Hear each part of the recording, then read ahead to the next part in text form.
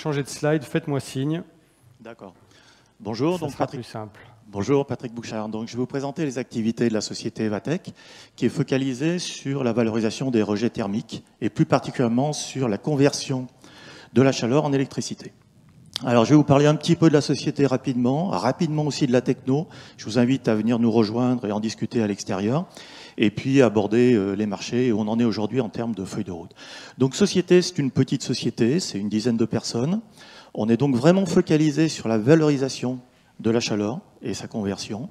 On est situé dans la Drôme provençale. Alors pour que vous ayez encore plus envie de venir nous voir, la Drôme provençale, c'est les nougats de Montélimar un peu plus au sud et les grands crus de la région. Donc c'est une région tout à fait sympathique. Et donc on est parti du constat qui a été beaucoup évoqué ce matin sur l'importance de la chaleur fatale et de sa valorisation. Et un constat qui est, malgré ceci, on a peu de réalisations à l'heure actuelle de conversion de cette chaleur en électricité, surtout quand on est dans des gammes de puissance intermédiaires, c'est-à-dire jusqu'à une dizaine de mégawatts thermiques de chaleur fatale récupérable.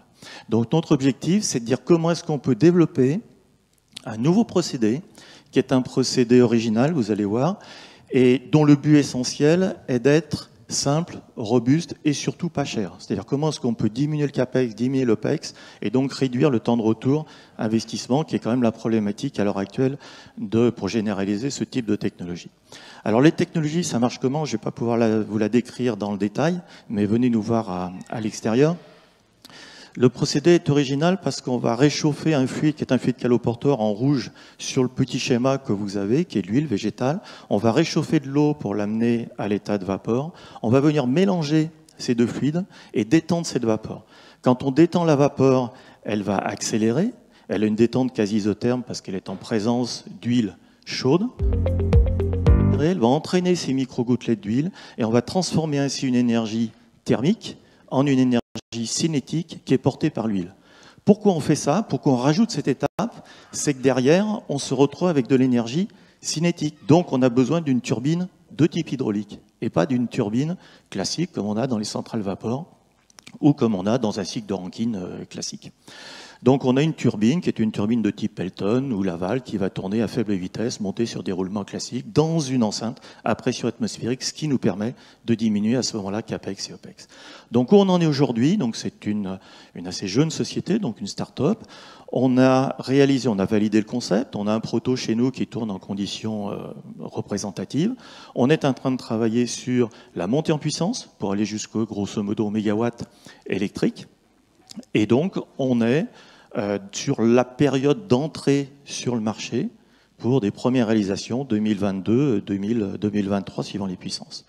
Comment on vaporise de l'eau à une pression significative, une douzaine de bars. On a besoin de températures de fumée relativement élevées, typiquement supérieures à 300 degrés. On peut discuter à partir de 250. Et donc on va viser des segments de marché dans lesquels on a de la combustion. Donc incinération de déchets, les bouts de stations d'épuration, les déchets spéciaux, tout ce qui est industrie, style cimenterie, sidérurgie, verrerie, céramiste, etc. Et puis les gros moteurs qui tournent en continu. Et donc dans l'étape où on est aujourd'hui, comme toute start-up qui développe, c'est assez ambitieux de développer un nouveau cycle thermodynamique de ce type-là. Donc on est dans la phase d'aller sur le marché, donc on va chercher des partenaires qui sont des partenaires commerciaux, des partenaires qui vont nous amener sur des premiers marchés, sur des démonstrations. Et puis, bien sûr, on cherche également des partenaires financiers pour soutenir ce type de développement. Voilà, je vous remercie. Merci à vous. Il reste une petite minute. Voilà, c'est parfait. Si quelqu'un veut un complément, monsieur devant, je vous apporte le micro. Bonjour. Quel est le rendement de votre système? Alors, on va avoir un rendement si on est électrique pur. Alors bien sûr, ça dépend de la puissance. Si je prends sur la gamme de puissance qui nous intéresse, les faibles puissances électriques, type 40-50 kW électriques, on va être à 8%, c'est-à-dire comme les ORC. Si on est sur des puissances qui montent à quelques centaines de kilowatts, on va monter une douzaine de pourcents. Sur la partie électricité nette, je parle bien du net, sachant que ce que je n'ai pas développé, c'est qu'on a un intérêt particulier au niveau du schéma, c'est comment on va recondenser de la vapeur d'eau à pression atmosphérique. Notre source froide n'est pas froide, elle est chaude. C'est-à-dire qu'on va se retrouver à cet endroit-là avec une source de chaleur à 80-90 degrés. On va pouvoir faire du froid où on va pouvoir injecter ça dans un réseau de chaleur. Et à ce moment-là, le rendement global de l'opération va être à 90-93%. Alors, il restait 5 secondes pour une autre question ou pas? Non?